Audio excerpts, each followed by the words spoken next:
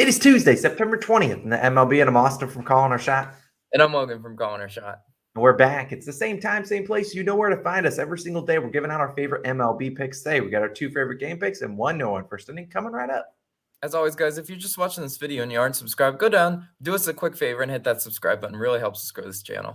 100%, as I think we're about 270 something subscribers away from 38K. So go hit that subscribe button, hit that like button too. Let's recap yesterday. It's not my honor, but it's certainly my duty to recap because it was not a great day. 0-3 day. Cleveland versus Minnesota Twins. No one first inning. We were ended by a home run. Mariners team total under 4.5. They threw a grand slam in there. You can't hit an under 4.5 when there's a grand slam. It's going to be really tough, and the Rays do not get it done. It's been a rough couple days in the MLB, and as you can see at the bottom of the screen, it's a marathon, not a sprint. We were anticipating a couple of bad days because that's going to happen in the MLB after we were so hot for almost a month. So we're going to keep diving in. Hopefully you guys keep doing that research, keep seeing exactly the bets you want. We know it's the hardest time, I would argue, to bet MLB is right now, as some teams have no interest in winning. Some teams are obviously trying to make the playoffs. Super tough to really gauge on that. But I do have a note. College football week 4 best bets will be live at 12 p.m. Eastern time. If you want to check that out, Logan and I did change the format. We actually just picked our 4 favorite picks. We didn't focus on the biggest games, just our 4 favorite picks of the weekend. So definitely check that out. We have a couple new All-Stars, Mr. LBD and Brandon McWhorter. I appreciate you guys for supporting the channel. We do appreciate it. Hit that like button, subscribe button. But Logan, I'm throwing to you. I heard you got something on the line today. The stakes have never been higher. The stakes have never been higher, Austin. Now, what do I mean by that? Before we dive into the pick, I'm willing to wager a clown nose on my next bet because you'll guys see in a second.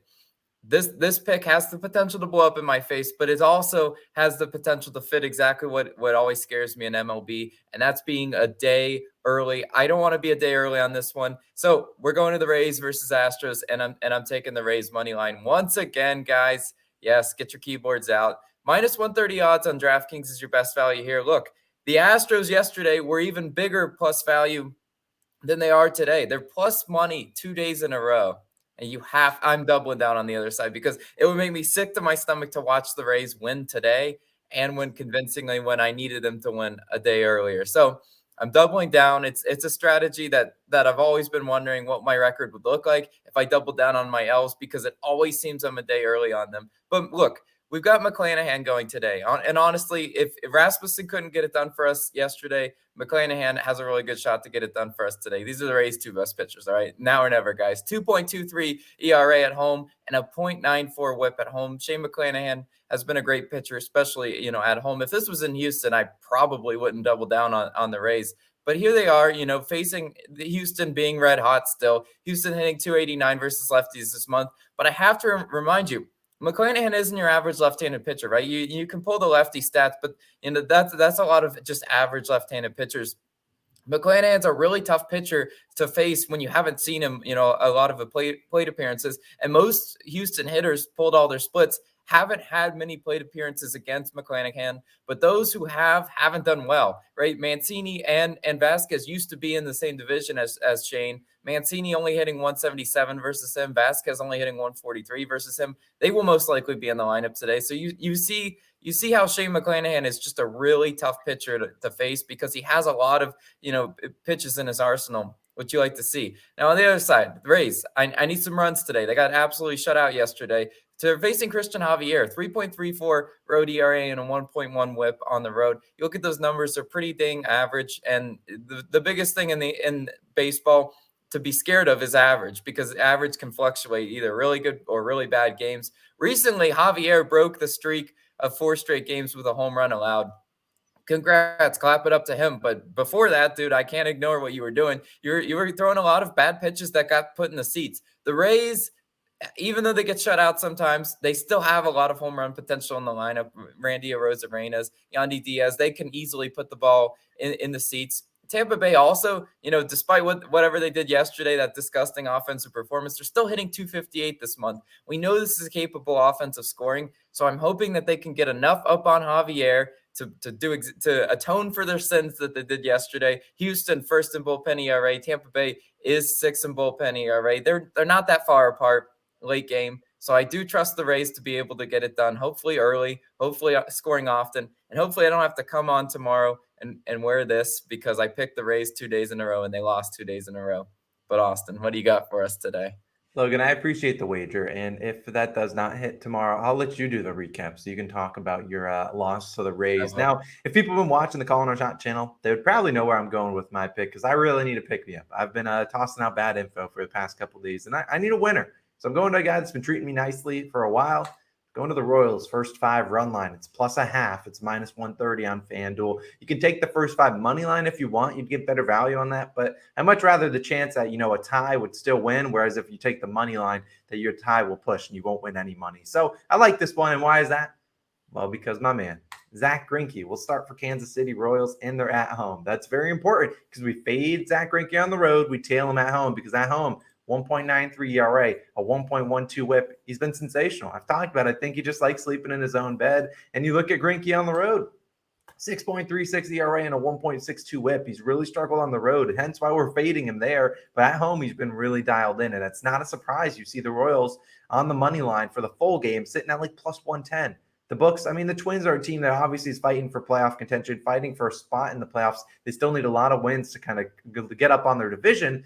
Yet they only find themselves barely as favorites against a Royals team that is very hit or miss. You look at Greinke, he has 4 starts versus the Twins, 4.74 ERA and a 1.68 WHIP. They've hit him pretty well, but only one of those 4 starts came at home, and that was 5 innings pitched, 6 hits allowed, and 1 earned run. The biggest thing that you love for Greinke, not going to give up a lot of home runs. The Twins are a team that likes to swing for power. They get one guy on base, and they're trying to put one into the bleachers to score 2 runs up on you. But Greinke, only 14 home runs allowed in 118 innings pitched, only 1 home run allowed at home, and 60 innings pitched. So he's been very dialed in at home. I think he can give us maybe a 1, or maybe he only allows 1 earned run through the first 5 innings, maybe 2 at the most. I think Greinke can stay dialed in. And you look at who's pitching for the Twins, I think the Royals can put up some runs against this guy. Dylan Bundy, a 4.68 ERA, a 1.26 whip. Bundy on the road, but even worse, 5.28 ERA and a 1.29 whip and a 273 batting average allowed. Look, perfectly capable of hitting him. And while, the Greinke and the Royals just saw the Twins, so they've seen him, the Royals have also just seen Dylan Bundy. He's pitched 4 innings, got 2 earned runs up on him. And Bundy is the guy that will allow some home runs. 12 home runs allowed and 73 innings pitched on the road. And that's 20 home runs overall with home and road.